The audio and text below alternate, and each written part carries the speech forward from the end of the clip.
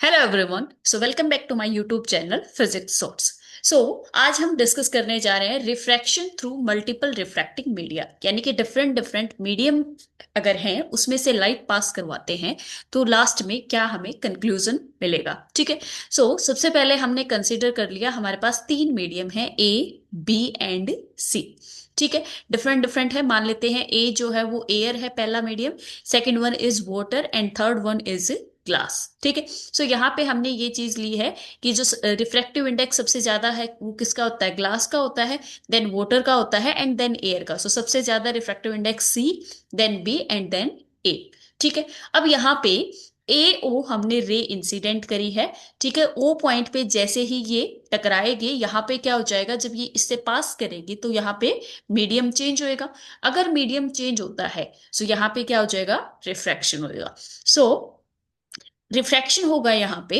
अब जैसा कि हम जानते हैं कि बी का जो रिफ्रैक्टिव इंडेक्स है वो ए से ज्यादा है, रे कहाँ पे बेंड होएगी, टुवर्ड्स द नॉर्मल बेंड हो जाएगी। ठीक है। यहाँ पे एंगल ऑफ इंसिडेंस हमने मान लिया है आई। ठीक है। देन एंगल ऑफ रिफ्रैक्शन हमने यहाँ पे क्या मान लिया है, आर वन मान लिया है। ठीक है। ये क्या है, R one. Angle of refraction हमारे पास क्या है, यहाँ पे आर वन है। ठीक है।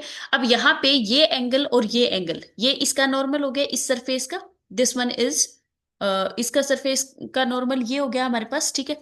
इसको हम मान लेते हैं N one, this is N two and this is N three. ठीक है। अब एन वन और एन टू दोनों पैरेलल हैं और ये एक सेम लाइन है। ये जो एंगल हैं दोनों क्या हो जाएंगे, अल्टरनेट एंगल हो जाएंगे। अल्टरनेट एंगल अगर हैं तो ये दोनों एंगल इक्वल हो जाएंगे। अगर ये आर वन है तो ये भी क्या हो जाएगा, आर वन हो जाएगा। ठीक है। अब ये जो आर वन है यहाँ पे अगर हम देखें थर्ड मीडियम के लिए, दैट इज सी के लिए, ये क्या हो जाएगा, एंगल ऑफ इंसिडेंस हो जाएगा, क्योंकि ये इंसिडेंट रे है, this one is the normal. और नॉर्मल के बीच में और इंसिडेंट रे के बीच का जो एंगल होता है वो क्या होता है, एंगल ऑफ इंसिडेंस होता है। हम बोल सकते हैं कि सी मीडियम के लिए ये क्या है, एंगल ऑफ इंसिडेंस है। ठीक है। अब यहाँ पे फिर से अगर मीडियम चेंज हो रहा है ये टुवर्ड्स द नॉर्मल बेंड हो जाएगी, क्योंकि रिफ्रैक्टिव इंडेक्स सी का ज्यादा है इन कंपेरिजन टू बी। ठीक है। यहाँ पे एंगल ऑफ रिफ्रैक्शन हमने ले लिया आर टू। ठीक है। ये क्या है हमारे पास, आर टू है यहाँ पे। अब सेम वही फिर से क्या हो जाएगा, नॉर्मल थर्ड सरफेस के लिए, यानी कि थर्ड जो इंटरफेस है उसके लिए नॉर्मल हो जाएगा एन थ्री। ये दोनों पैरेलल हैं ये दोनों एंगल भी क्या हो जाएंगे, इक्वल हो जाएंगे, अल्टरनेट एंगल है। ठीक है। This one will be also R two. अब यहाँ पे आर टू जो है, जैसे कि लास्ट केस में हमने आर वन लिया था, ये एंगल ऑफ इंसिडेंस है इसका, इसी तरीके से आर टू जो है वो क्या हो जाएगा, इसका एंगल ऑफ इंसिडेंस हो जाएगा। नाउ अब जैसे ही ये इससे बाहर आएगी तो ये क्या हो जाएगी, away from the normal bend होएगी, क्योंकि यहाँ पे सी मीडियम है और यहाँ पे कैसा मीडियम है, ए है, दैट मीन्स एयर। जो कि ए का रिफ्रैक्टिव इंडेक्स जो है वो सी से कम है। अगर रिफ्रैक्टिव इंडेक्स कम होता है दैट मीन्स रेरर मीडियम अगर है तो उसमें क्या होती है, रे away from the normal band होती है। ठीक है। This will B angle of emergent रे। इसको यानी कि लास्ट में जो रे मिली है हमारे पास, इसको हम क्या बोलेंगे, इमर्जेंट रे, इमर्जेंट रे। और एंगल ऑफ इमर्जेंस और एंगल ऑफ इंसिडेंस क्या होते हैं, इक्वल होते हैं, क्योंकि ये जो जो भी रे हम यहाँ पे इंसिडेंट करते हैं, अगर इसको हम आगे एक्सटेंड करें तो दोनों ये क्या होती है, पैरेलल होती हैं। ठीक है। और ये जो इनके बीच में ये डिफरेंस होता है, परपेंडिकुलर डिस्टेंस जो होती है, उसको क्या बोलते हैं, लेटरल शिफ्ट बोलते हैं, लेकिन इनका एंगल क्या होता है, इक्वल होता है। ई इक्वल्स टू क्या हो जाएगा, आई हो जाएगा। आई होप इसका कॉन्सेप्ट आपको समझ आ गया होगा। अब इसका देखेंगे मैथमेटिकल एक्सप्रेशन। ठीक है। सबसे पहले जैसा कि हमने देखा कि तीन इंटरफेस है हमारे पास, यानी कि तीन बार क्या हो रहा है, यहाँ पे रिफ्रैक्शन हो रहा है। तीन बार अगर रिफ्रैक्शन हो रहा है तो तीनों पॉइंट्स के लिए हम क्या करेंगे, लॉज ऑफ रिफ्रैक्शन अप्लाई कर देंगे, दैट मीन्स स्नेल्स लॉ। ठीक है। अब इस पॉइंट को हमने ओ मान लिया है, इसको पी मान लेते हैं और इसको मान लेते हैं क्यू। ठीक है। सबसे पहले ओ पॉइंट पे स्नेल्स लॉ लगाएंगे। Snell's law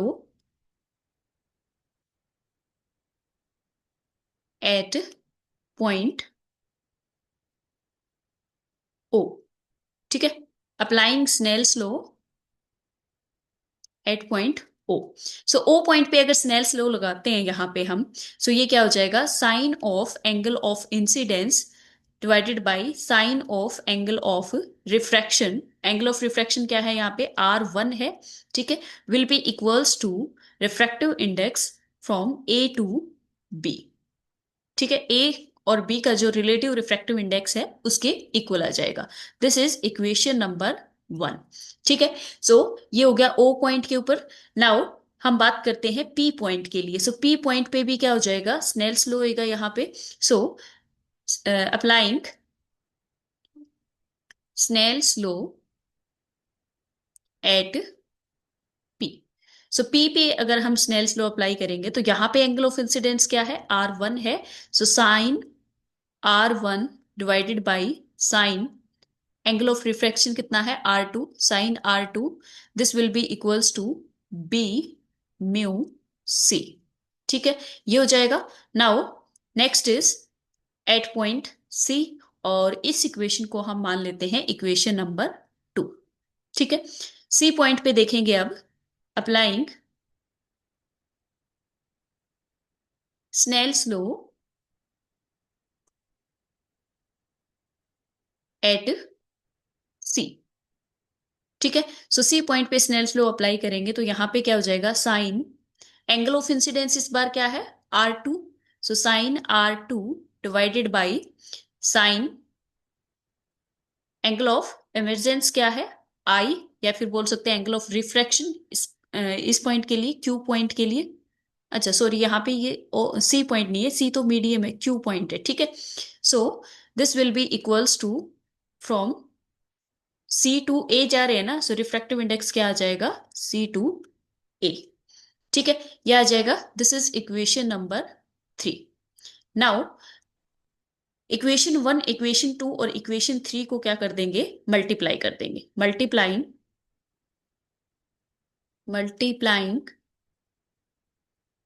equation 1, 2 and 3। So equation 1, 2 and 3 को मल्टीप्लाई करेंगे तो फर्स्ट इक्वेशन में हमारे पास क्या है, यहाँ पे sine I divided by sine R1, sine I divided by sine R1 multiply sine R2 divided by sine, sorry second में क्या था, sine R1 divided by R2 है, sine R1 divided by sine R2। And third equation क्या है, sine R2 divided by sine I। ठीक है, सो right hand side की अगर बात करें तो फर्स्ट में क्या है, A mu B multiply B mu C and then C mu A।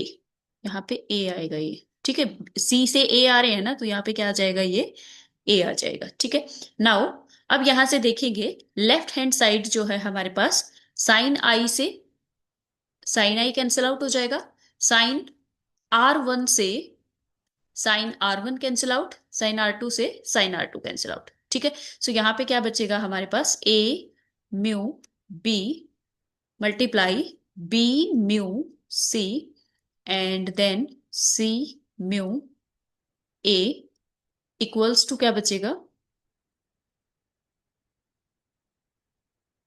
Equals to 1 आ जाएगा यहाँ पे। ठीक है, क्योंकि ये सारी चीजें तो कैंसिल आउट हो चुकी हैं, सो यहाँ पे क्या बच गया, 1 बच गया। ठीक है, अब जैसा कि हमने लास्ट लेक्चर में डिस्कस किया था कि जो रिफ्रैक्टिव इंडेक्स होता है ये क्या हो जाएगा, इसका रेसिप्रोकल हो जाएगा। जैसे कि अगर हम बात करें A म्यू C को हम क्या लिख सकते हैं, 1 divided by C mu A लिख सकते हैं। ठीक है, या फिर 1 divided by C mu A को हम क्या लिख सकते हैं, A म्यू C लिख सकते हैं। सो यहाँ पे हमारे पास बचेगा A mu B multiply B mu C and this will be equals to 1 divided by C mu A.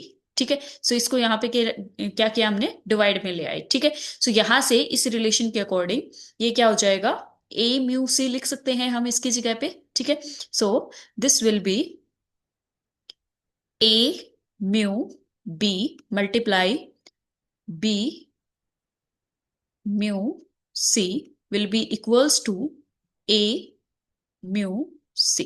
ठीक है, यानी कि अगर हम बात करें कि दो जो मीडियम है हमारे पास, जैसे कि ए टू बी और बी टू सी, इनका जो रिफ्रैक्टिव इंडेक्स है वो किसके इक्वल हो जाएगा, ए टू सी का जो रिलेटिव रिफ्रैक्टिव इंडेक्स है, इन दोनों का product of relative refractive index will be equals to A to C का जो रिलेटिव रिफ्रैक्टिव इंडेक्स है उसके इक्वल हो जाएगा। ठीक है, so this is all for today. I hope this is clear to all. If you have any doubt you can write in the comment section.